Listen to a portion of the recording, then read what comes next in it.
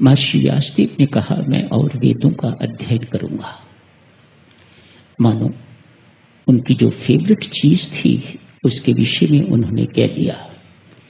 पूछने वाले ने फिर पूछा, अगर और आयु बढ़ा दी जाए तो क्या करोगे?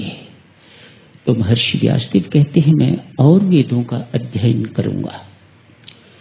पूज्यपाद स्वामी जी महाराज इसी बात पर फरमाते हैं, यदि कोई मेरे से पूछे, सत्यानंद तुम्हारी उम्र थोड़ी और बढ़ा दी जाए, उससे भी और बढ़ा दी जाए, तो आप क्या करोगे?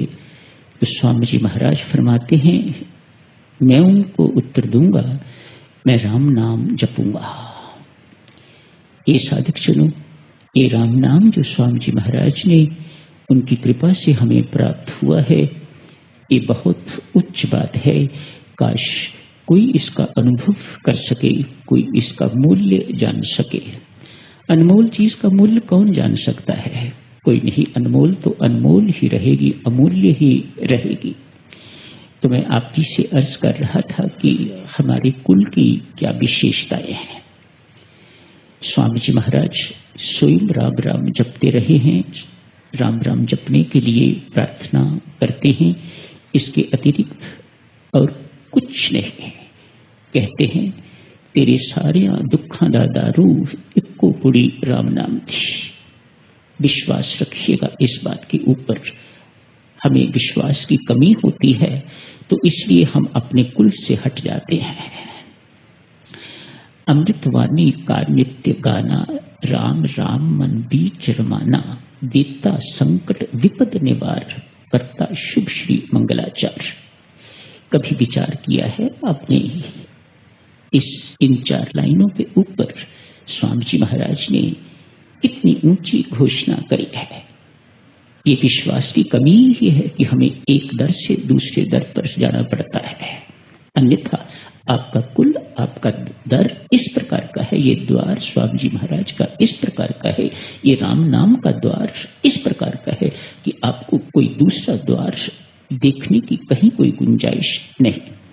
अविश्वास है तो फिर तो आदमी भटकता ही रहता है, वह कहीं लक्ष्य तो कभी प्राप्त नहीं कर सकता। तो राम राम जपना ही हमारा काम है। विश्वास पूर्वक जपिएगा, श्रद्धा पूर्वक जपिएगा, ये हमारी कुल की पहचान होनी चाहिए। स्वामी जी महाराज अपने विषय में थोड़ा सा कहते हैं।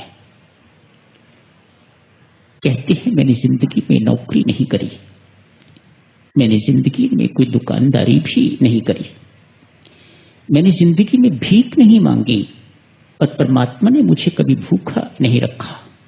मानो हाथ फैलाने की हमारी परंपरा नहीं है, मांगने की परंपरा हमारी नहीं है। स्वामी जी महाराज के कुल के विषय में आप जी की सेवा में कहा जा रहा है, यदि साधक जनों कोई मांगने के लिए आता है स्वामी जी के नाम पर, तो आप समझ लीजिएगा ये स्वामी जी महाराज से जुड़ा हुआ अब नहीं है। जो स्वामी जी महाराज से जुड़ा हुआ है, उनके नियमों का पालन करना चाहता है, उनके अनुशासन में रहना चाहता है, उसे कभी इस प्रकार के हाथ फैलाने की आवश्यकता नहीं। Swami ji Maharaj was always at the giving end. हमेशा उन्होंने दिया ही दिया है, अब भी दे रहे हैं और आगे भी वे देते ही रहेंगे। उनका भंडार इतना भरा हुआ है, अक्षय भंडार है उनका। एक बात हो गई। दूसरी बात स्वामी जी महाराज अपने ही विषय में बताते हैं, इतने वर्ष की आयु में जिया हूं, मैंने बच्चे से लेके महिला पुरुष किसी को अपने पांव छूने की इजाजत नहीं दी। आपको साधक जनों ये बातें सुनने में बहुत मामूली लगती होंगी, लेकिन जरा गंभीरता से इन पर चिंतन मनन कीजिएगा तो आपको पता लगेगा कैसे कुल से हैं आप, कितनी महानता इन बातों में छिपी हुई है। स्वामी जी महाराज इस बात को कुप्रथा मानते, ये ठीक नहीं है, इसकी आवश्यकता नहीं है, दिमाग खराब करने वाली चीज है, मतिहीन बनाने वाली चीजें हैं, ये बुद्धि बिगाड़ने वाली चीजें हैं। आप देखते ही हो ना, मैं क्या कहूं अपने मुख से। पांव को हाथ लगवाने वाले आगे पांव फैला देते हैं और लोग मस्तक उनके चरणों पर रख के निकलते जाते हैं। मात्र इतना ही नहीं, फिर चढ़ावा भी चढ़ता है। स्वामी जी महाराज ने ऐसा बिल्कुल कुछ नहीं किया। इन बातों को स्वामी जी महाराज ने प्रोत्साहन नहीं दिया। इन बातों को उन्होंने अपने जीवन में आने की इजाजत ही नहीं दी, आने ही नहीं दिया। और यही चाहा, जो उनके चरण चिन्हों पर चलना चाहते हैं उन्हें भी यही सब कुछ पालन करना चाहिए। यदि स्वामी जी महाराज के आदेशों के अंतर्गत, उनके अनुशासन में, उनके नियंत्रण में, उनके नियमों का पालन करना चाहते हो साधक जनों, तो आप जी को भी इन सब बातों का ध्यान रखने की आवश्यकता है। ये गलत हल्की तरह के प्रचार अपने लिए, अपनी संस्था के लिए, राम नाम के लिए, ये स्वामी जी महाराज की प्रथा नहीं है। कहते हैं एक दफा गुरदासपुर पंजाब में स्वामी जी महाराज रुके हुए थे।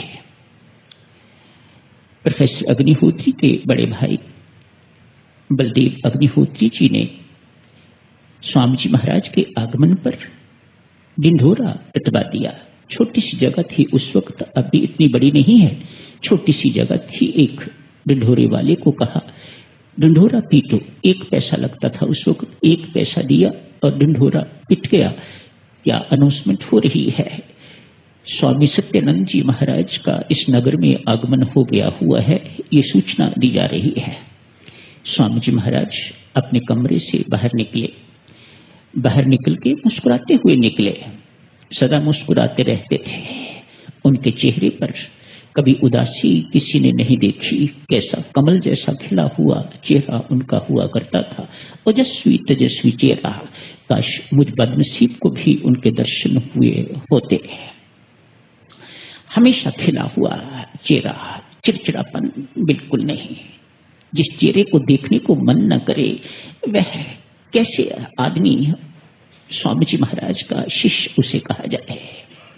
हर वक्त मुस्कुराता हुआ खिला हुआ चेहरा साधक का होना चाहिए। इतने कुल से, इतने बड़े कुल से संबंधित हो, फिर रोता हुआ उदास चेहरा, ये शोभा नहीं देता।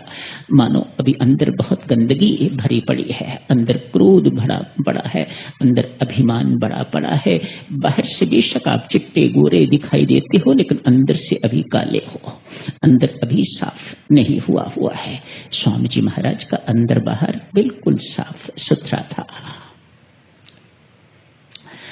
स्वामी जी महाराज मुस्कुराते हुए बाहर निकले। संयोग की बात है, वही बलदेव ही बाहर मिल गए। उन्हीं से पूछते हैं, बलदेव, ये किसने ढिंढोरा पिटवाया होगा, ये किसने बुनियादी करवाई होगी? लगा स्वामी जी महाराज को अच्छा लगा है, ये मुस्कुरा रहे हैं, हंस रहे हैं, तो बड़े चाव से कहा, स्वामी जी मैंने 1 पैसा दिया था और उसने सारे नगर की। तुझे कब अकल आएगी बलदेव? तत्काल उनका आचरण, उनका चेहरा थोड़ी देर के लिए तत्काल बदल गया। तुझे कब अकल आएगी बलदेव? तूने मेरा ही ढिंढोरा पिटवा दिया। स्वामी जी महाराज को ये चीप बातें, ये सस्ती बातें, ये हल्की बातें बिल्कुल पसंद नहीं थी।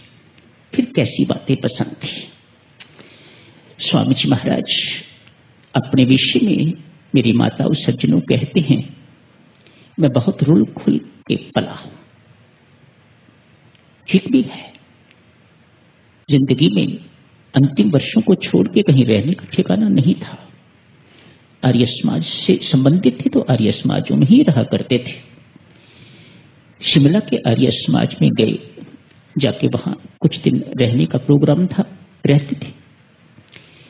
वहां की पंडित जी ने कहा, स्वामी जी, लोगों ने आर्य समाज में आना बंद कर दिया है, लोग यहां आते जाते नहीं हैं। अब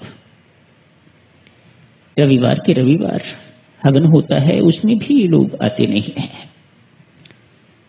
स्वामी जी महाराज ने इस बात को थोड़ा गंभीरता से लिया। कहने लगे, आज रात से यहां पर रामायण जी का पाठ शुरू करते हैं।